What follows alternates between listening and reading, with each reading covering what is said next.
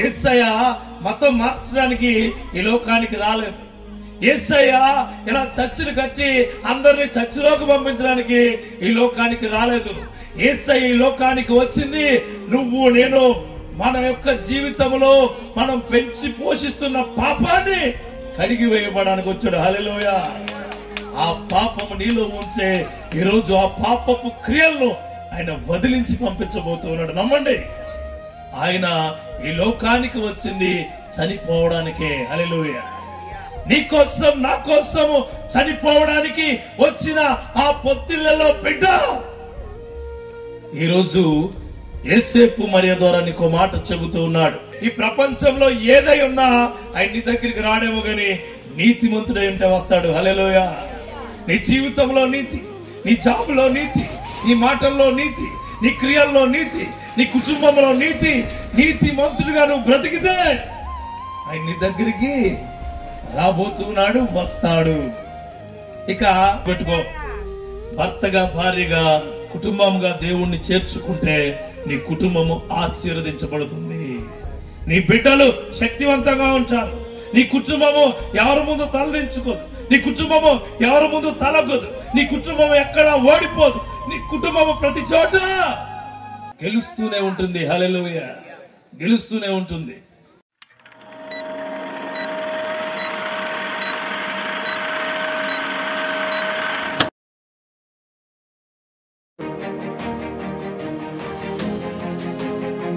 నా దేవాదేవునికి ప్రత్యేకమైన వందనాలు. అదేవిధంగా నన్ను ఇక్కడ ప్రేమతో ఆహ్వానించిన మీ సంఘ కాపరికి అలాగే సంఘానికి ప్రత్యేకమైన వందనాలు.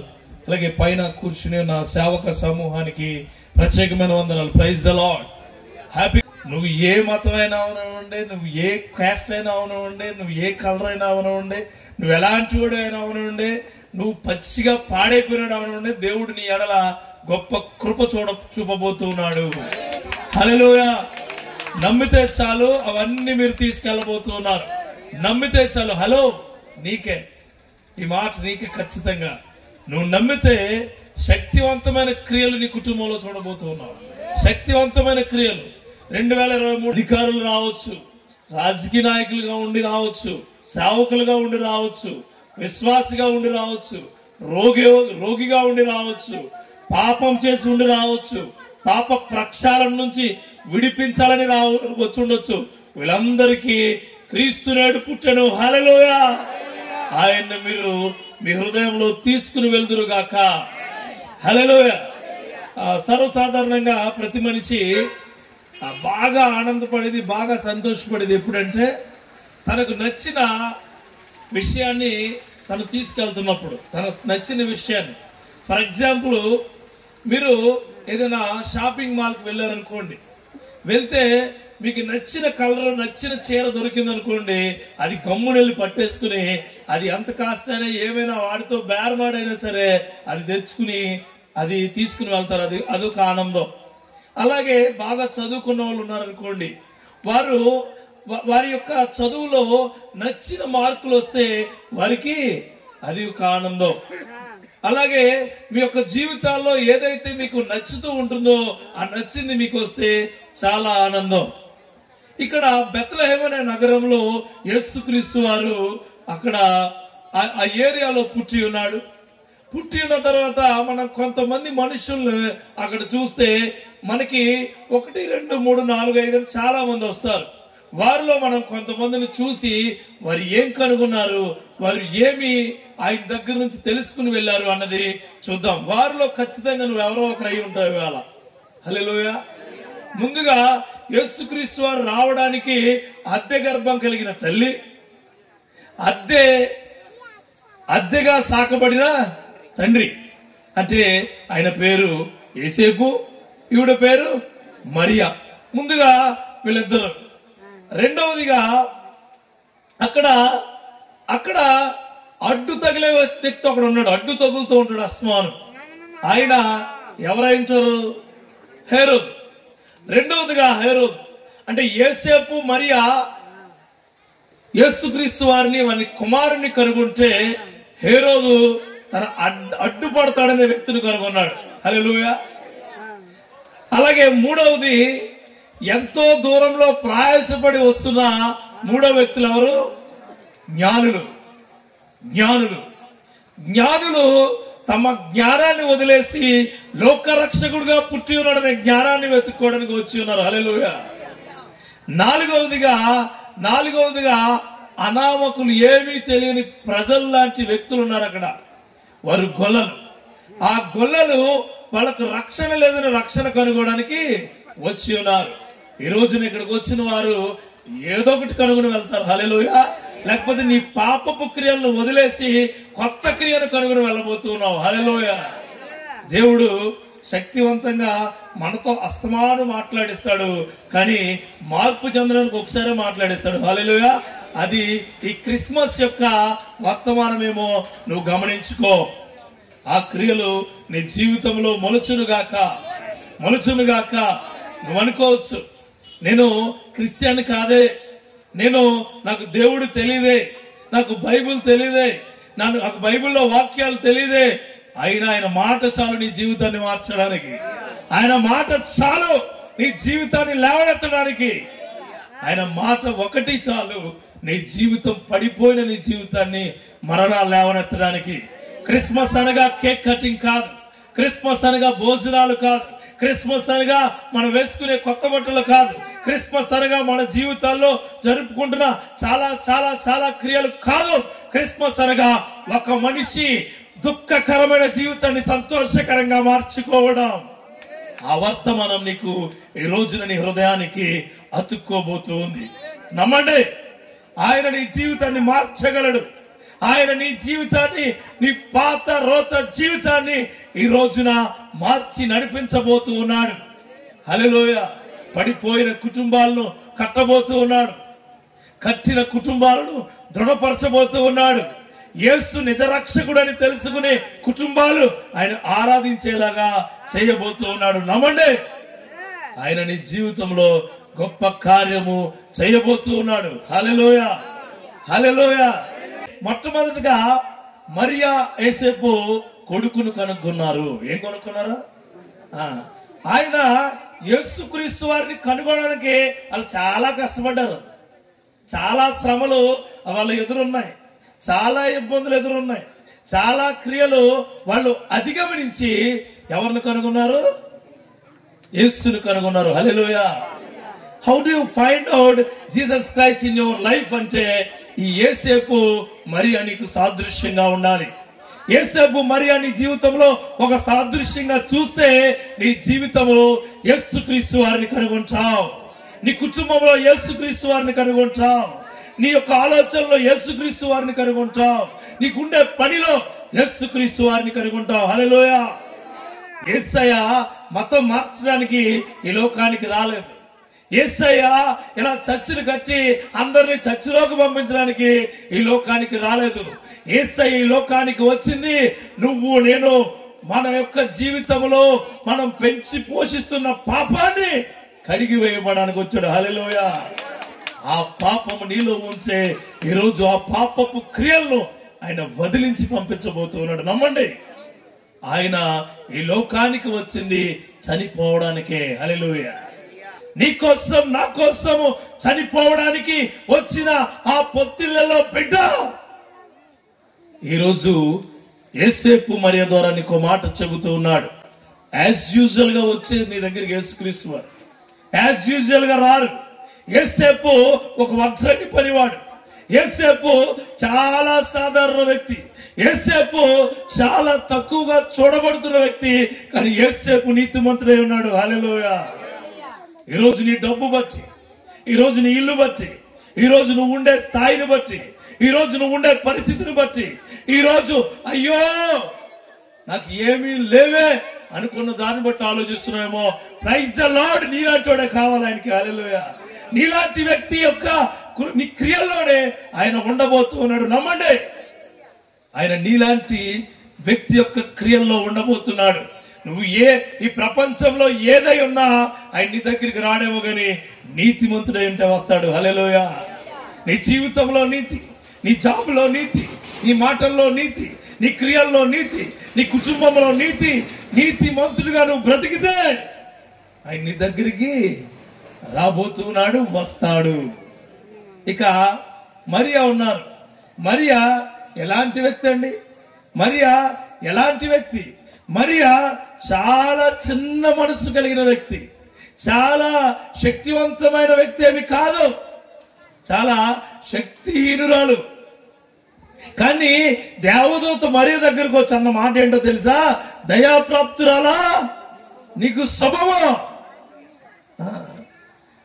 ఆవిడ గర్భము ఇస్తున్నాడని తెలిసే దేవదూత ఏమన్నా తెలుసా? దయాప్రాప్తురాలా, నీకు శుభము, నీకు శుభము. అంటే మీరు అందరూ మరియంలో ఫీల్ అయిపోకండి. మీరు అందరూ మరియమ్మలు కాదు, మీరు అందరూ యేసేపులు కూడా కాదు. అర్థమైందా? ఆయనలో నుంచి మన క్రియలు కనుక్కుని మనం సరి చేసుకునే వారిగా ఉండాలి. హల్లెలూయా, హల్లెలూయా. చూడండి, లూకాసు సువార్తలో 2వ అధ్యాయము 7వ వచనం ఒకసారి చదువుతారా? తన తొలిచూలు కుమారుని కని పొత్తిగుడ్డలతో చుట్టి సత్రములో వారికి స్థలము లేనందున ఆయనను పశువుల పాక తొట్టెలో పరుండబెట్టెను. చూడండి, ఇక్కడ ఒక మాట ఉంది. ఈ మాట ఎందుకు చదివించానంటే, ఒక తల్లి తండ్రికి దేవుడు ఏర్పరచబడిన బిడ్డ పుట్టినప్పుడు వారికి ఏమీ తెలియదు, ఫ్యామిలీ తెలియదు, ఫ్యామిలీ ఉండే ఆలోచనలు తెలియదు, వాళ్ళకు బంధుత్వ క్రియలు తెలియదు. దేవుడు యేసేపుకు చెప్పాడు, దేవుడు మరియకు చెప్పాడు, ఎక్కడికో వెళ్ళిపోమన్నాడు. వెళ్ళారు. వెళ్ళి వాళ్ళ బిడ్డను పడుకోబెట్టడానికి ఏమి లేదట, స్థలం లేదట. ఈరోజు ఇక్కడున్న చాలా మందికి ఏమి లేదు, వాళ్ళ హృదయాల్లో స్థలాలు లేవు, వాళ్ళ హృదయాల్లో స్థలాలు లేవు, వాళ్ళ హృదయాల్లో స్థలాలు లేవు. ప్రపంచం అంతా కూడా లేఅవుట్లు అయిపోయి నీ హృదయం కూడా లేఅవుట్లు అయి బిట్లు బిట్లు చేసి ఎవడ పడితే ఇచ్చారు. ఎవరు పడితే కొంత స్థలం టీవీకి ఇచ్చేస్తారు, కొంత స్థలం సినిమాలకి ఇచ్చేస్తారు, కొంత స్థలం షాపింగ్లకి ఇచ్చేస్తారు, కొంత స్థలం లేదట. ఎవరికి లేదు? యేసయ్యకి. పొత్తిగుడ్డలో ఉన్న బిడ్డకు స్థలం లేకపోతే ఆ తల్లి తండ్రి యొక్క వేదన రోజున ఏ విధంగా ఉంటుందండి? ఏ విధంగా ఉంటుంది? చూడండి, ప్రెగ్నెన్సీతో వెళ్లే ముందే నువ్వు అన్ని కొనుక్కుని వెళ్తావు. అలాగా ఈ కిందేమో మెత్తగా ఉండే క్లాత్, ఒక క్యాప్, అడికేమో కాళ్ళకి సాక్స్, చేతులకి సాక్స్. ఎందుకు? ఆడపిల్ల మగపిల్లడు ఇంకా తెలియదు, ఇలా మాత్రం గొడుగు అవన్నీ ఉన్నాయి, ఆయనకి లేవండి. పొత్తిగుడ్డలలో చుట్టబడిన శిశువుకు స్థలము లేదు. ఇక్కడ ఉన్న చాలా మందికి మీ కుటుంబాల్లో మీకు స్థలాలు లేవు. తల్లికి తండ్రికి మధ్యన భేదాభిప్రాయాలు, కుటుంబంలో భేదాభిప్రాయాలు, మీ సంఘాల్లో భేదాభిప్రాయాలు, నీ కుటుంబం, నీ బిడ్డలకు నీకు మధ్యన స్థలాలే లేవు. నీకు ఏదో పిల్లల్ని కనీసము పెంచుతున్నాము, చదివిస్తున్నాము అంతే. వాడేం చేస్తున్నాడు, వాడు ఎలా ఉన్నాడు, వాడు ఏ విధంగా ఉన్నాడు, ఏ పరిస్థితుల్లో ఉన్నాడు అనేది లేదు. భార్య భర్తలు పెళ్లి చేసుకుంటున్నారు, ఆయన హృదయంలో ఈయనకి స్థలం లేదు, ఈవిడ హృదయంలో ఆవిడికి స్థలం లేదు. ఆ యేసయ్య వస్తే అన్ని స్థలాలు చక్కబరుస్తుంది. దేవునికి స్తోత్రం కలుగును గాక. బెత్లెహేం అనే ఊరు చిన్న ఊరు, రొట్టెలు కలిగిన ప్రదేశము, సమృద్ధి కలిగిన ప్రదేశము. ఆ ప్రదేశానికి ఎవరూ రాలేదు, ఆ ప్రదేశం నుంచే అన్ని వెళుతూ ఉన్నాయి. హల్లెలూయా. నా యేసయ్య కూడా ఆ చిన్ని ప్రదేశానికే వచ్చి ఉన్నాడు, ఆ చిన్ని ప్రదేశానికే వచ్చి ఉన్నాడు. నీ జీవితంలో కూడా సత్రములో స్థలము లేనందున ఎక్కడ పడుకోబెట్టాడు? చూడండి, అది మళ్ళీ చదవండి ఒకసారి. సత్రములో స్థలము లేనందున ఆయనను పశువుల తొట్టెలో. చూడండి, ఇక్కడ 2 మాటలు అర్థం చేసుకోవాలి. 2 మాటలు. ముందేమన్నారు? పొత్తిగుడ్డల్లో కుమారుని కని పొత్తిగుడ్డల్లో చుట్టి పడుకోబెట్టుకులకు ఏమైపోయాడు? ఆయన అయిపోయాడు. దేవునికి స్తోత్రం కలుగును గాక. ఆయన అయిపోయాడు ఆయన. హల్లెలూయా. మనం పిల్లల్ని వెంటనే ఆయన ఎత్తావా? వెంటనే అయ్యి బాబాయ్ పెద్ద ఆయన పుట్టేశాడు అంటావా? పెద్ద ఆయన పుట్టడం ఏంటి? పెద్ద ఆయన పుట్టడం. అందుకే యెషయా ప్రవక్త ముందే చెప్పాడు, మీకు ఒక కుమారుడు వస్తాడు, ఆ కుమారుడు ఎట్టా ఉంటాడని చెప్పాడు. ఆయన భుజాల మీద రాజ్యభారం ఉంటుంది. హల్లెలూయా. ఆయన భుజాల మీద రాజ్యభారం ఈక్వల్ అవుతుంది. Praise the lord. నీ జీవితంలో మరలా చెప్తాను, నీ జీవితంలో స్థలము లేకపోతే ఈరోజు ఒక స్థలమే ఆయనకి. హల్లెలూయా. ఆ స్థలము నిన్ను నిలబెట్టబడును గాక. ఆ స్థలములో దేవుడు గొప్ప కార్యాలు చేయబడును గాక. ఆగిపోయిన పెళ్ళిళ్ళు మళ్ళా మొదలైతాయి. Praise the lord. ఆగిపోయిన ఇల్లు మరలా కట్టబడతాయి. హల్లెలూయా. ఆగిపోయిన కుటుంబాలు మరలా కలపబడతాయి. ఇక్కడ ఎవరైనా పొలిటీషియన్స్ ఉన్నారేమో, నీ పొలిటికల్ లైఫ్ చాలా అధ్వానంగా ఉందేమో, దేవుడు నామం ప్రకారం చెప్తున్నాను, విస్తరించబడును గాక. అత్యద్భుతంగా విస్తరించబడును గాక. ఈ రోజు ఆయనకి ప్లేస్ ఇస్తే, ఈ రోజు ఆ యొక్క సత్రములో ప్లేస్ లేని యేసయ్యకు నువ్వు చోటిస్తే శక్తివంతమైన క్రియలు కనుగొందురు గాక. హల్లెలూయా. నమ్మండి, నమ్మితే చాలండి, నమ్మితే చాలు. ఆయన కార్యాలు చూడడానికి, ఆనందపడడానికి నీకు సమయము సరిపోదు. నమ్మితే చాలండి, నమ్మితే చాలండి. చాలా గొప్ప క్రియలు చేసే దేవుడు ఆయన, చాలా గొప్ప అద్భుతాలు చేసే దేవుడు ఆయన, చాలా శక్తివంతమైన క్రియల్లో నడిపించే దేవుడు ఆయన. Praise the lord. చూడండి, కుమారుని కని ఆయనను ఎక్కడ పడుకోబెట్టారట. చూడండి, ఇక్కడ ఇంకో మాట ఉంది. మరి మీరందరికీ ఒక అనుమానం రావచ్చు. ఏ అనుమానం అంటే, యేసేపు ఎటువంటోడండి, యేసేపు ఎటువంటోడు. చూడండి, మొదటి లూకా 18వ వచనం చూడండి.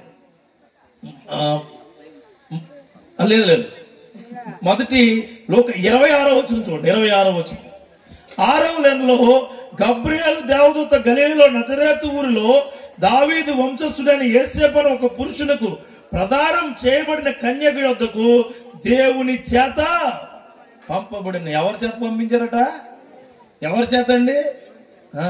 హాస్పిటల్లో మీరు ఎవరైనా ఉంటే మీ చుట్టాల చేత పంపిస్తారు. బాక్స్ చుట్టాల చేత దారిలో బాక్స్ ఎట్టుకొస్తే తింటారా? మీరు తింటారా? దేవుని చేత పంపబడిన. హల్లెలూయా. ఈ మాటలు కూడా ఆయన క్రియల చొప్పున వస్తున్నాయి నీ గుండెల్లోకి. హల్లెలూయా. ఆయన క్రియల చొప్పున ఈ మాటలు నీ గుండెల్లోకి వచ్చి నీ గుండెల్లో ఆయనకు స్థలము కేటాయించే శక్తిని ఇవ్వబోతూ ఉన్నాయి. నమ్మండి. ఈరోజు చాలా చోట్ల ఎలా ఉంటుందంటేనండి, దేవుడు అంటే ఏదో నార్మాలిటీ అయిపోయాడు. నార్మాలిటీ అంటే ఏంటి? పొద్దుటే బ్రష్ చేస్తాం, బ్రష్ చేసిన తర్వాత టిఫిన్ చేస్తాం, టిఫిన్ చేసిన తర్వాత స్నానం చేసి సబ్బు పెట్టుకుంటాం. అలాగే దేవుడు కూడా అనుకుంటున్నారు. కానీ దేవుడు ఆయన జీవవాయువు ఎక్కడ ఊదాడట? మనలోకి ఊదాడట. దేవునికి స్తోత్రం కలుగును గాక. ఆయన జీవవాయువు మనలోకి ఊదిన దేవుడు లోపల నీ కోసము తప్పించిపోతూ ఉన్నాడు. ఈయన ఎప్పుడు మారుతాడు, ఈయన ఎప్పుడు శక్తివంతంగా ఉంటాడు, ఈయన క్రియలు ఎప్పుడు మార్చుకుంటాడు అని. కానీ మనం ఏం చేస్తున్నాం? మనం అదే మద్యపానం దగ్గరికి వెళ్తాం, అదే సిగరెట్ పట్టుకుంటాం. ఇక్కడ మద్యపానం సేవించే వాళ్ళు ఉంటే ప్రైజ్ ది లార్డ్, దేవుడు నీతో మాట్లాడుతున్నాడు. చాలా జాగ్రత్తగా ఉండు. ఈ మీటింగ్ అని తెలిసినా సరే నీతో మరలా మాట్లాడుతున్నాడు. నీ జీవితాన్ని మలినం చేసుకోవద్దు. మలినమైపోయిన నీ జీవితాన్ని ఆయన వైపు తిరిగి ప్రభువా నన్ను క్షమించంటే ఆయన నిన్ను రక్షించబోతూ ఉన్నాడు. హల్లెలూయా. ఒక్క చిన్న మాట, ప్రభువా నన్ను రక్షించండి అంటే ఆయన ఏం చేయబోతున్నాడు? రక్షించబోతున్నాడు. నువ్వు ఎంత ఘోర పాపివైనా ఈ ప్రపంచంలో ఖచ్చితంగా చెప్తాను, ఈ ప్రపంచంలో ఏ వ్యక్తి ఈ భూమి మీద అనలేని మాటది, నేను క్షమిస్తూ ఉన్నాను. Praise the lord. Whatever you do, నువ్వేం చేస్తున్నా సరే, నువ్వు ఎట్లాంటి వాడివైనా సరే, నీ యొక్క గుండెల్లో నాకు చోటిస్తే నేను నిన్ను క్షమిస్తాను అన్నమాట యేసుక్రీస్తు వారు తప్ప ఏ గ్రంథాల్లోనే ఎక్కడ ఎవరు కూడా ఎప్పుడూ అనలేదు. నేను ఎంతకు నిలబెడతాడు దేవుడు మనిషిని? ఎందుకు నిలబెట్టాలి దేవుడు మనిషిని అంటే, నీ హృదయంలో ఆయనకు చోటిస్తే నిన్ను ప్రతి చోట నిలబెడుతున్నాడు. హల్లెలూయా. నీ హృదయంలో ఆయనకు చోటిస్తే, సత్రంలో చోటు లేని ఆ దేవాది దేవుడికి నీ హృదయంలో చోటిస్తే ఆయన నువ్వు వెళ్ళిన ప్రతి చోట నిలబెడతాడు. ఉద్యోగంలో నిలబెడతాడు, చదువులో నిలబెడతాడు, కుటుంబాల్లో నిలబెడతాడు. నువ్వు ఎక్కడికి వెళితే అక్కడ గొప్ప కీర్తిమంతురాలుగా నీ జీవితంలో ఉంచబోతూ ఉన్నాడు. కానీ నమ్మండి, అదొక్కటి నమ్మితే చాలు. చూడండి, ఇంకో మాట చదువుదాం. ఆ దూత లోపలికి వచ్చి ఆమెను చూచి ఏమంటుందండి? దయాప్రాప్తురాలా మీకు శుభము. అప్పుడు వరకు మరియతో ఏ మనిషి ఆ మాట అనలేదు. ఏమని? నీకు శుభమని. నీకు శుభము, దయాప్రాప్తురాలా నీకు శుభము. మన ఇంట్లో వాళ్ళే శుభం అంటలేదు. మనం అంటున్నారా? నీ ఎక్కడికి వెళ్ళిపోతున్నావు ఏంటి అంటే పొద్దుటే భర్తని భార్య ఎక్కడికి వెళ్ళిపోతున్నావు ఏంటి? నీకోసం వెళ్తున్నాడు ఆయన. నువ్వు తినడం కోసం, నేను పోషించడం కోసం, నీ కుటుంబాన్ని కట్టడం కోసం వెళ్తున్నాడు ఆయన. ఎక్కడికి వెళ్ళిపోతున్నావు? పొద్దుట తయారైపోయావు. ఆయన పొద్దుట తయారైపోతే తెల్లారదు మీ ఇంట్లో, నీకు తెలియట్లేదు. ఆయన ఎక్కడికి వెళ్ళిపోతున్నావు? ఆయన అంటాడు ఇవ్వండి, పొద్దుట లేచి ఏంటంటే దేవేసుకుంటున్నావు. ఆవిడ దేవుకోకపోతే నువ్వు దేవుకోలేవు. అది నీకు తెలియదు, అది నీకు తెలియదు. అలాంటి వ్యక్తులు దేవుడు ఈరోజు చెప్పే మాట, నీకు శుభం. Good news for you, good news for you. నీ జీవితంలో నీ భార్య భర్తల మధ్యన శక్తివంతమైన సమాధానకర్త ఆయనే. ఈ క్రిస్మస్ దినాన దేవుడు నీతో చెబుతూ ఉన్న మాట, దయాప్రాప్తురాలా నీకు శుభం. ఎన్నో ఏళ్లుగా విసిగి వేసారిపోతున్నామో కుటుంబంలో, ఎన్నో ఏళ్లుగా ఆ కుటుంబంలో ప్రతి మనిషి చేత ఏసడించుకుంటూ ఉన్నామేమో. దయాప్రాప్తురాలా నీకు శుభం. హల్లెలూయా, నీకు శుభం. నిన్ను దేవుడు దర్శించబోతూ ఉన్నాడు. హల్లెలూయా. యేసేపు దగ్గరికి వెళ్దాం చూడండి. మత్తయి సువార్తకి వెళ్ళండి, 18వ వచనం, మొదటి అధ్యాయంలో. యేసుక్రీస్తు జననం ఎట్లనగా ఆయన తల్లి అయిన మరియ యేసేపుకు ప్రదానం చేయబడిన తర్వాత, అండర్లైన్ చేసుకోండి, వారేకము కాకమునుపు. ఏంటంట? వరేకము కాకమునుపు. వరేకం కాకమునుపు అంటే ఇద్దరు కూడా ఏమవ్వలేదు, కలవలేదు. ఫిజికల్ గా గాని మెంటల్ గా గాని వాళ్ళు కలవరా. పిల్లవాడు పుట్టాల్సిన రీతిగా వాళ్ళు కలవలేదు. కలవకపోతే చూడండి, ఆమె పరిశుద్ధాత్మ వలన గర్భవతిగా ఉండేది. ఇది ఎవరికి తెలిసింది? డాడీకి తెలిసింది. ఏ డాడీకి? యేసేపు డాడీ. చూడండి, ఆమె భర్త అయిన యేసేపు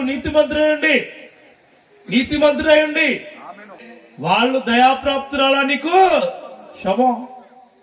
యేసేపు నీతిమంతుడై ఉన్నాడు కదా, ఆ నీతిమంతులకు శుభం. దేవునికి స్తోత్రం కలుగును గాక. చూడండి, ఇక్కడ అంటాడైనా, ఆమె భర్త అయిన యేసేపు నీతిమంతుడై ఉండి ఆమెను అవమానపరచనులక రహస్యముగా ఆమెను విడనాడ ఉద్దేశించెను. అంటే ఇక్కడ ఒక లాజిక్ ఉండదు. వారిద్దరూ కలవకుండా ఈవిడ గర్భం వచ్చిందనుకోండి, ఆవిడ చంపేస్తారు. ఆ రోజుల్లో ఏం చేస్తారో చంపేస్తారు. నేను మా క్రిస్మస్ మీటింగ్ వెళ్ళినప్పుడల్లా చెప్తున్నా, ఆ రోజుల్లో ఖచ్చితంగా చంపేస్తారు. 3 రకాలుగా జరిగాయి అప్పుడు పెళ్లిళ్ళు. చిన్నప్పుడు పెళ్లి, మధ్యలో ఇద్దరు చూసుకునే పెళ్లి, ఇద్దరు ఎదిగిన తర్వాత పెళ్లి, మూడోసారి ఎప్పుడు పెళ్లి అంటే ఆ కుటుంబం కుటుంబం కూర్చుని ఇద్దరికే పెళ్లి చేసి విందు చేసి ఇంటికి పంపించిన తర్వాతే ఏకమవ్వాలి. అలా ఏకం కాలేదనుకో ఏం చేసేవారు? రాళ్లతో కొట్టి చంపేసేవారు. ఆవిడ్ని ఈయన ఏం చేద్దాం అనుకో, సీక్రెట్ గా విడిచిపెట్టేద్దాం. ఇక్కడ నీతిమంతులని చాలా మందికి చెప్పే మాట ఏంటంటే, నువ్వు సీక్రెట్ గా నీ మంచితనాన్ని విడిచిపెట్టేద్దామని చూసుకో. మంచితనాన్ని సీక్రెట్ గా వదిలిపెట్టేయడం ఏంటంటే, చెప్తాను చూడండి, చర్చికి వెళ్ళాలని ఆశ ఉన్నా చర్చికి వెళ్ళలేకపోవడం సీక్రెట్ గా వదిలిపెట్టేయడమే. బైబిల్ చదవాలని ఆశ ఉన్నా బైబిల్ చదవలేకపోవడం సీక్రెట్ గా వదిలిపెట్టేయడమే. నీ భార్య చర్చికి వెళ్తుంటే నువ్వు అతమాడు, ఎక్కడికి అతమాడు, పని పాట లేదా, సీక్రెట్ గా వదిలిపెట్టకు. హలో, యేసేపు లాంటి మనస్సు కలిగిన ఓ సహోదరుడా, నువ్వు నీతిమంతుడు. దేవునికి స్తోత్రం కలుగును గాక. ఆ నీతిమంతమైన క్రియలు నీలో మలుచును గాక అని అప్పుడు దూతొచ్చి ఒక మాట చెప్పుద్ది ఆయనకి. ఇది బాగా థింక్ చేసుకుంటుంటాం. మగాళ్ళకి లేడీస్ అండి చాలా శక్తివంతులు. ఎలా శక్తివంతులు అంటే వాళ్ళన్నీ తట్టుకుంటారు. మగాళ్ళు ఏంటంటే ఎక్కువ ఆలోచించి టెన్షన్ అయిపోతారు. తేడా అదే. ఇక్కడ చూడండి, బైబిల్ కూడా మనకి చెప్తూ ఉంది. ఆవిడ ఏం చేసింది? ఆవిడ భయపడి నిర్ణయం తీసుకుంది. ఎవరో మరియ గారు. కానీ ఈయన ఏం చేశాడో తెలుసా? ఓ తెగ ఆలోచించేసుకుంటున్నాడు. చూడండి, భర్త ఇంటికి వస్తాడు, ఏదైనా బయట జరగలేదు అనుకోండి, ఆ మూలకెళ్ళి కూర్చుంటాడు. ఏమైందండి అంటే చెప్పడం, నీళ్ళు పెట్టావు, ఏమైందండి అన్నం పెట్టావు, ఏమైందండి నిద్ర రావట్లేదు. ఈయనకి ఏమొస్తుంది? ఆలోచన వచ్చేదండి, నేను కూడా భర్తనే, నేను తండ్రినే, నాకు కూడా అంతే. ఆలోచించుతూ ఉండగా అప్పుడు దేవుడి మాట వస్తుంది నీకు. దేవునికి స్తోత్రం కలుగును గాక. హల్లెలూయా. అప్పుడు దేవుడి మాట వచ్చిందట. ఏమని? దావీదు కుమారుడైన యోసేపు, నీ భార్య అయిన మరియను చేర్చుకున్నటకు భయపడకు. హల్లెలూయా. చాలు, ఇంకొద్దు.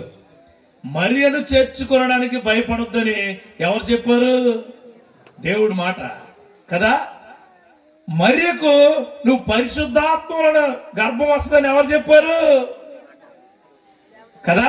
వాళ్ళిద్దరూ చేర్చుకున్నారు కాబట్టే యేసయ్య లోకానికి వచ్చాడు. దేవునికి స్తోత్రం కలుగును గాక. ఈ రోజున భార్య భర్తలుగా యేసయ్యను నువ్వు చేర్చుకుంటే నీ జీవితంలో గొప్ప కార్యాలు నువ్వు చూడబోతూ ఉన్నావు. ఇదే నిజమైన క్రిస్మస్. కానీ మన దౌర్భాగ్యం ఏంటంటే భార్య చాలా ప్రార్థన పరులు, భర్త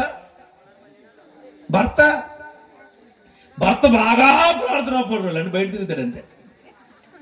ఒక ఇంట్లో భర్త మాత్రం చాలా పర్ఫెక్ట్ గా ఉంటాడు, అయినా పరువు నువ్వు చర్చికి వెళ్తాను. పాపం ఆయన బాధ ఏంటో తెలుసా? ఆయన ఒక్కడే చర్చికి వచ్చి మోకరించి ప్రార్థన చేసి చాలా ఎక్కువ దేవుడిని కోరుకుంటాడు. ఆయన ఎప్పుడు అడిగేది ఏంటంటే, నేను సంవత్సరం నుంచి నా భార్య చర్చికి వచ్చేలా ప్రార్థన చేయాలి. ఆయన నీతిమంతుడు. అప్పుడు ఆయన ఇంటికి వెళ్ళి దేవుడు ఎప్పుడొకప్పుడు దయాప్రాప్తురా నీకు శుభం, నువ్వు రావచ్చును కాక అంటాడు.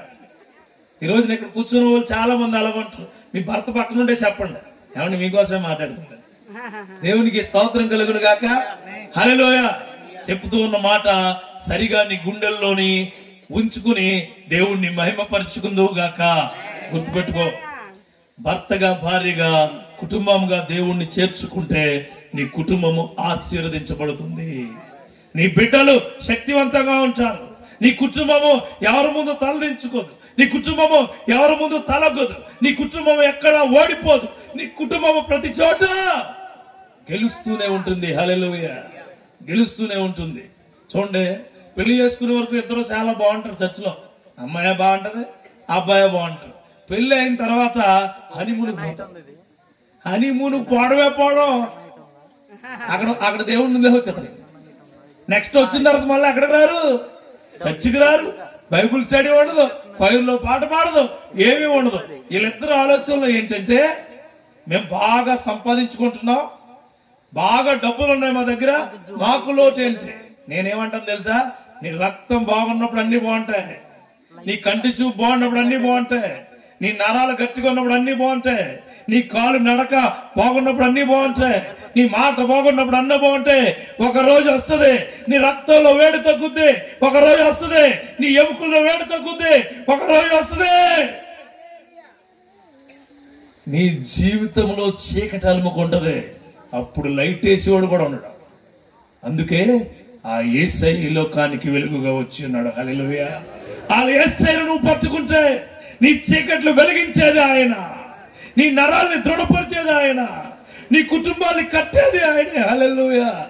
నమ్మండి, చాలా శక్తివంతమైన మాటలు. నేను చిన్నప్పటి నుంచి అందుకే దేవుడు నిన్ను ఎప్పుడు పట్టుకుంటాడో, ఆయనకి స్థలం నువ్వు ఎప్పుడు ఇస్తావో అప్పటి నుంచి నీ కార్యాలు మొదలగును గాక. ఇక్కడ డౌట్ వస్తుంది, పట్టేసుకుంటే అయిపోతాయా? అవుతాయి. ఈ లోకంలో ఏం పట్టుకున్నా అవ్వకపోవచ్చుమో గానీ ఆయన పట్టుకుంటే అన్ని అవుతాయి. హల్లెలూయా. అన్ని అవుతాయి, అన్ని అవుతాయి. రెండవదిగా ఈ మత్తయి సువార్త 2వ అధ్యాయము 1వ వచనం చూడండి. రాజైన హేరోదు దినముల యందు యూదయ దేశపు బెత్లెహేములో యేసు పుట్టిన పిమ్మట ఇదిగో తూర్పు దేశపు జ్ఞానులు వచ్చి యెరూషలేముకు వచ్చి, యూదులకు రాజుగా పుట్టిన వాడు ఎక్కడున్నాడు? తూర్పు దిక్కున మేము ఆయన నక్షత్రము చూచి ఆయన్ను పూజించవచ్చితమని చెప్పారు. హేరోదు రాజు ఈ సంగతి వినినప్పుడు అతడును అతనితో కూడా యెరూషలేము వారందరూ కలవరపడిరే. ఈ సువార్త ఇప్పుడు చెబుతున్న మాటలు చాలా మందికి హృదయంలో కలవరంతులు వస్తుంటాయి కదా. హేరోదు ఏం కనుక్కున్నాడు తెలుసా? తనకు అడ్డు ఎవడో వచ్చాడు కనుక్కున్నాడు. ఎవరో? నా యొక్క పీఠం కదిలిపోతుంది, నా రాజ్యం కదిలిపోతుంది, నా క్రియలు కదిలిపోతున్నాయి. నీలో ఉన్న సాతాననే హేరోదు కూడా అలాగే అనుకుంటూ ఉన్నాడు. Praise the Lord. నీలోకి యేసు వచ్చునుగాక. అడ్డుబండలో తయారవుతుంటారు కొన్ని కుటుంబాల్లో. అడ్డుబండలు ఏదైనా చేద్దామంటే ముందని మాట ఏంటో తెలుసా? నీకేం తెలుసు వద్దు, ఏంటి నీకేం తెలుసు వద్దు, అన్ని నీకే తెలిసినట్టు. మరి ప్రపంచం అంతా నీ చేతుల్లో ఉంది. మరి హాస్పిటల్కి వెళ్దాం, నీకు బాగాలేదంటే పర్లేదు తగ్గిపోతులే, ఏదో అర్ధరాత్రి పెండెట్టేస్తాం. పక్కవాడి మాటలు వినడానికి హేరోదు చాలా ఇష్టపడుతున్నాడు. అక్కడ ఆయన తూర్పు జ్ఞానులు వచ్చి వేర్ ఇస్ ద కింగ్ అంటే కలవరపడిపోయాడ. ఈ రోజున నీ హృదయంలో ఉన్న సాతాను కూడా కలవరపడుతున్నాడు. నేడు క్రీస్తు నాలో పుట్టెను. హల్లెలూయా. నీ పాపపు జీవితము కదిలించబోతోంది. గుర్తుపెట్టుకో నా సోదరి సోదరుడా. నీ అడ్డుబండ ఈ రోజు ఆ తాగుడేమో, నీ అడ్డుబండ ఈ రోజు ఆ యొక్క సిగరెట్ ఏమో, నీ అడ్డుబండ రోజు ఆ పొర్నోగ్రఫీ వీడియోలేమో, నీ అడ్డుబండ ఈ రోజు నీ కుటుంబంలో ఉన్న దరిద్రపు అలవాట్లేమో, నీ అడ్డుబండ ఈ రోజు నువ్వు మాట్లాడే చెడు మాటలేమో. గుర్తుపెట్టుకో. హేరోదు లాంటి అడ్డుబండలు కనుగొని ఆ క్రీస్తును నీలోకి తీసుకుంటే నీ జీవితం బాగుపడును గాక. హల్లెలూయా. గుర్తుపెట్టుకోండి నా సోదరి సోదరులారా. ఎన్నోసార్లు పాస్టర్ గారు మీకు చెప్తా ఉంటారు, మంచి మాటలు మీకు చెప్తా ఉంటారు, మనం వినం కదా.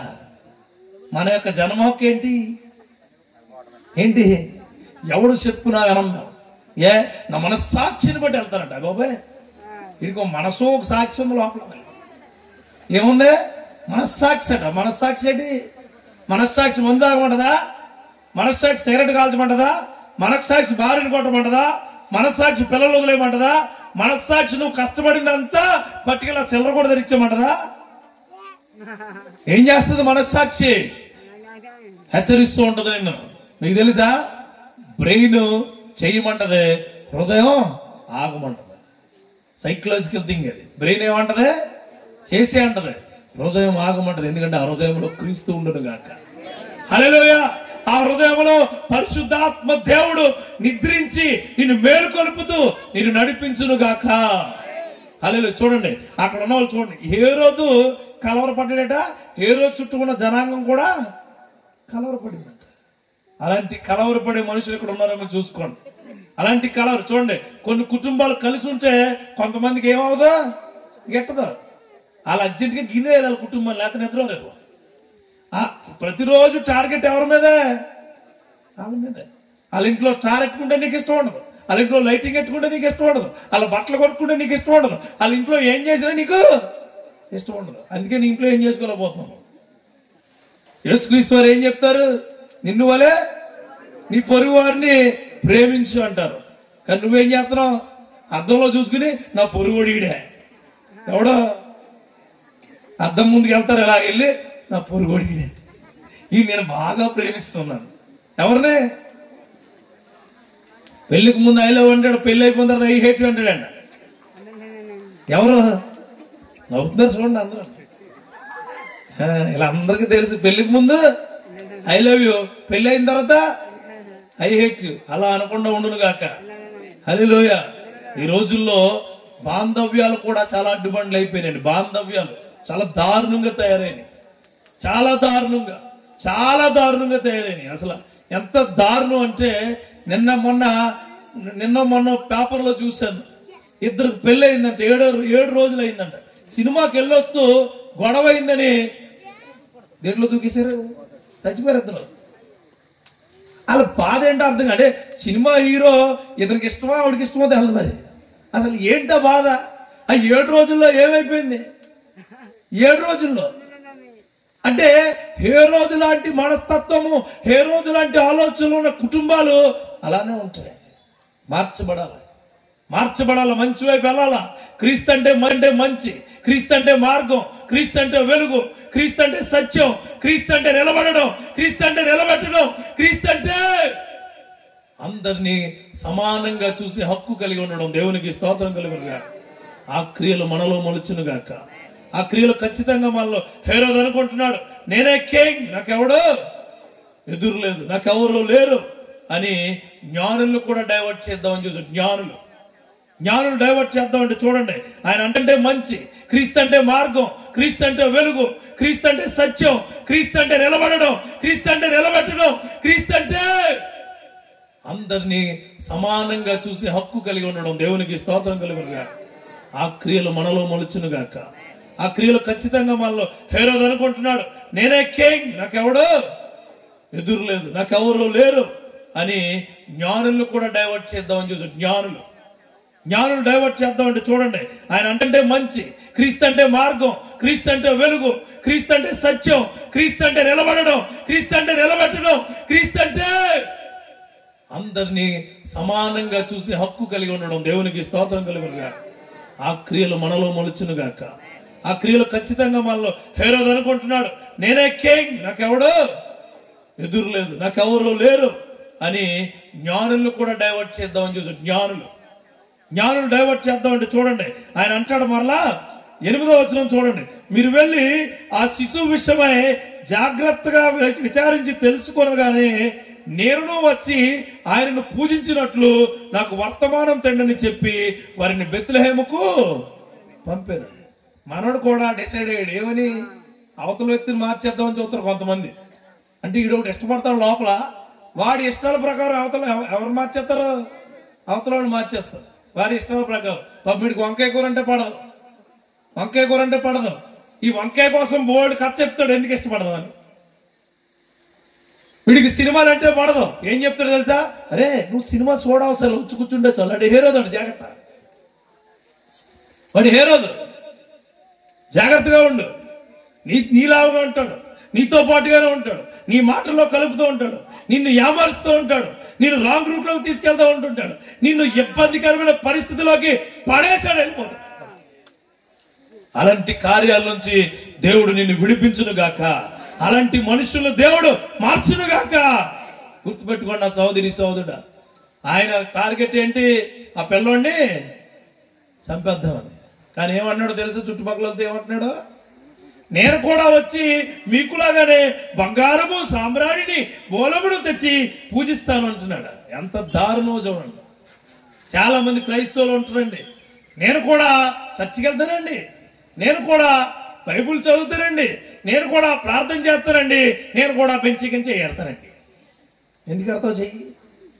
క్రైస్తవుడు నిబ్బరంగా ఉంటాడు, క్రైస్తవుడు నీతిమంతుడుగా ఉంటాడు, క్రైస్తవుడు వేరే వారి నుంచి ఏమీ ఆశించడు. హల్లెలూయా. అందరికీ ఇచ్చేవాడిగా ఉంటాడు. Praise the Lord. హల్లెలూయా. గుర్తుపెట్టుకోండి నా సోదరి సోదరుడా, ఉదయకాల సమయంలో ప్రైలాడు చెప్తే నువ్వు క్రీస్తు బిడ్డవో, వందనాలు చెప్తే క్రీస్తు బిడ్డవో, మంచి బైబిల్ కొనుక్కుంటే నువ్వు క్రీస్తు బిడ్డవో, గొప్ప చందా ఇస్తే క్రీస్తు బిడ్డవో, తెల్ల చీర కట్టుకుంటే క్రీస్తు బిడ్డవో, నువ్వు వచ్చి మోకరించేస్తే క్రీస్తు బిడ్డవో, నీలో క్రీస్తు క్రియలుంటే క్రీస్తు బిడ్డ అవుతావు. హల్లెలూయా. గుర్తుపెట్టుకోండి నా సోదరి సోదరుడా, హేరోదు లాంటి మనస్సు, హేరోదు లాంటి క్రియలు, హేరోదు లాంటి ఆలోచనలు అడ్డుబండల్లో నీలో ఉంచే అవి దేవుడు ఈ రాత్రికాల సమయంలో తొలగించును గాక. హల్లెలూయా. నీకు కొద్దిగా ఇబ్బందిగా ఉంటది వాక్యం. Praise the lord. దేవుడు నేను దీవించును గాక. ఖచ్చితంగా చెప్తున్నాను, శావకుడికి ప్రసంగికుడికి తెలిసిపోతుంది, నీకు చాలా ఇబ్బందిగా ఉంటుంది. Praise the lord. దేవుడు మరలా ఇలాంటి మాటలకి వినిపించిన గొప్పగా నీ జీవితాన్ని కట్టబోతున్నాడు. హల్లెలూయా. ఇక మూడవది హేరోదు ఏం కోరుకున్నాడో, అడ్డుగా ఉన్న తొలగించుకోవాలనుకున్నాడు. చేయగలిగాడా చూసుకో. నీ జీవితంలో అడ్డుగా ఉన్నది ఏదైనా సరే ఈ వాక్యం అయ్యే లోపల దేవుడు హృదయంలో దేవుడి ముందు పెట్టు, అది తొలగించబోతున్నాడు ఖచ్చితంగా. అది కోర్టు కేసా, తీసివేయబోతున్నాడు. హల్లెలూయా. అది కుటుంబ కలహాలా, తీసివేయబోతున్నాడు. అది మీ అమ్మాయి మీ అబ్బాయి పెళ్లి విషయం ఆగిపోయిందా, తీసివేయబోతున్నాడు. నీ అప్పుల బాధ తీసివేయబోతున్నాడు. నీ కుటుంబంలో ఉన్న ప్రతి దిగజారిపోయిన వ్యవస్థ తీసివేయబోతున్నాడు. అనారోగ్యమా, తీసివేయబోతున్నాడు. ఎగ్జామ్స్ ఫెయిల్యూరా, తీసివేయబోతున్నాడు. ఉద్యోగం లేదా, తీసివేయబోతున్నాడు. యేసు నామములో విజయాన్ని నీకు ఇచ్చును గాక. యూత్ కనిపించవచ్చు, ఇవన్నీ జరుగుతాయి, ఖచ్చితంగా జరుగుతాయి. మీలో ఒక ఆలోచన ఉంటుంది ఇవన్నీ చెప్తున్నప్పుడు, నేను ఎంతైతే స్ట్రాంగ్ గా చెప్పానో అంతగానో స్ట్రాంగ్ గా చేస్తాను. దేవునికి స్తోత్రం కలుగును. లేకపోతే ఇక్కడ నుంచోబెట్టి మాతోటి మాట్లాడించండి, అస్సలు మాట్లాడించండి. ఆ మాటే రాదు మన నుంచి. ఆయన పరిశుద్ధ గ్రంథాన్ని ఎదురు పెట్టుకుని ఆయన యొక్క క్రియలను మాకు మైకిచ్చి మాట్లాడేంత కృప ఆయన ఇచ్చాడంటే, హలో, ఇది నీ జీవితం కొరకే. Praise the lord. ఇది నీ జీవితం కొరకే, నీ కుటుంబం కొరకే, నీ క్రియలు నెరవేర్చడం కొరకే. ఇక మూడవది జ్ఞానులు. జ్ఞాని అంటే చాలా తెలివైనడు. ఆల్బర్ట్ ఐన్స్టీన్ ని మనం ఏమంటాం? జ్ఞాని అంటాం ఆటోమేటిక్ గా. థామస్ ఆల్వా ఎడిసన్ ని జ్ఞాని అంటాం కదా. ఇక్కడ కూడా చాలా మంది జ్ఞానులు ఉన్నారు. సెల్ ఫోన్ యూట్యూబ్ లోకి వెళ్ళిపోయి దూరిపోయి రోజంతా స్నానం చేసి వచ్చేస్తారు. గొప్ప జ్ఞానులు. టీవీలోకి వెళ్ళి అసలు సీరియల్లో ఆవిడ ఎప్పుడు పుట్టింది, ఎప్పుడు చచ్చిపోయింది, ఎప్పుడు ఉన్నదో చూసేది జ్ఞానులు ఉన్నారు. చాలా ఉత్తమమైన జ్ఞానులు తెలుసా. యూత్ ఉన్నారు అక్కడ. యూత్ ఇలా అమలాపురం వెళ్తే అమలాపురం పక్కనే చాలా బిర్యానీ సెంటర్లు ఉన్నాయి. మన ఆరోగ్యం తీసుకెళ్ళిపోయి ఏ బిర్యానీ ఎక్కడ బాగుంటది, ఎక్కడ మొక్క బాగుంటది, ఎక్కడ నిమ్మకాయ తొక్క బాగుంటది అని చెప్తారు. ఇలా గొప్ప జ్ఞానులు జ్ఞానాన్ని వెతుక్కోవడానికి వెళ్ళండి ఏసై దగ్గరికి. హల్లెలూయా. ఎక్కడికి వెళ్ళారు? చిన్న బిడ్డ దగ్గరికి వెళ్ళారు. ఏ వెతుక్కుందాం అని. They are finding their intelligence for the world. దేవునికి స్తోత్రం కలుగును గాక. హల్లెలూయా. జ్ఞాని అంటే అపర మేధావే. ఆయన కూడా వాళ్ళు కూడా ఏం వెతుక్కోవడానికి వెళ్ళారు? వెతుక్కునే వాళ్ళు వెతుక్కున్నట్టు వెళ్ళలేదు. వాళ్ళతో ఏం పట్టుకెళ్ళారట? మళ్ళా పూజించదగినవి పట్టుకెళ్ళారు. Praise the Lord. పూజించదగినవి బంగారము, బోలము, సాంబ్రాణిని. దాంతో పాటుగా అక్కడికి వెళ్ళి హాయ్ అని రాలేదల్లా.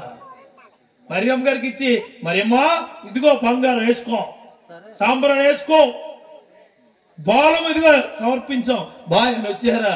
సాగిల పడ్డారు. దేవునికి స్తోత్రం కలుగును గాక.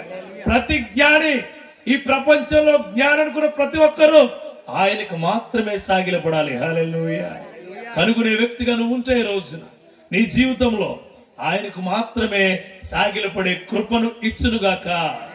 నేను చిన్నప్పటి నుంచి అన్ని టాప్ అయినా, అన్ని ఎగ్జామ్స్ లో డిప్లొమా గానీ, ఇంజనీరింగ్ గానీ, ఎంటెక్ గానీ, గోల్డ్ మెడల్, నాకు అన్ని టాపే.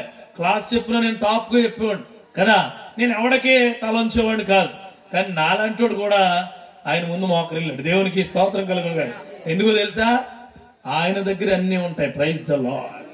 ఆయన దగ్గర అన్ని ఉంటాయి. అన్ని ఇచ్చేది ఆయనే. నువ్వు జ్ఞాని అయితే ఈరోజు ఆ జ్ఞానాన్ని సంపాదించుకుందువు గాక. గొప్పగా ఉండాలండి మనం, చాలా గొప్పగా. ఎదుటి వ్యక్తి యొక్క మాటలను బట్టి ఎటువంటివాడో కనుగొనే శక్తి దేవుడు ఇస్తాడు నీకు. Praise the lord. ఇస్తాడు ఆయనే. కానీ ఇప్పుడు చూడండి, నేటి బాలలే రేపటి పౌరులు అంటున్నారు. రేపటి పౌరసత్వం ఎక్కడుందో ఆవిడకి తెలియట్లేదు. నేటి బాలలు ఏం చేస్తున్నారో తెలుసా? చిన్న చిన్న పిల్లలు ఐటీఐ చదువుతున్నారు, బీడీలు కాల్చేస్తున్నారు, సిగరెట్లు కాల్. ఆడికి జ్ఞానం ఎక్కడుంది? సిగరెట్ రింగ్ లో వస్తుంది. రింగ్, ఈ రింగ్ ఎంత బాగుండదు, ఆ రింగ్ లో నువ్వు కూడా పోతావు. ఆడపిల్లలు ఉంటారు, ఆడపిల్లల జ్ఞానం ఎక్కడుందో తెలుసా? ఎక్కడ? ఫ్యాన్సీ కొట్టుల్లో ఉంది, బట్టల కొట్టుల్లో ఉంది, ఇంకా వెళ్ళిపోతే వీడియో కాల్లో ఉంది. ఎక్కడుంది?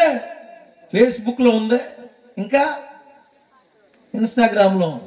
ఎంతమంది ఆడపిల్లల జీవితాలు ఈ యొక్క సోషల్ మీడియా జుగుత్సాపరమైన క్రియల్లో పాడైపోతున్నావు. నువ్వు బహుజ్ఞాని అని నువ్వు అనుకుంటున్నావు.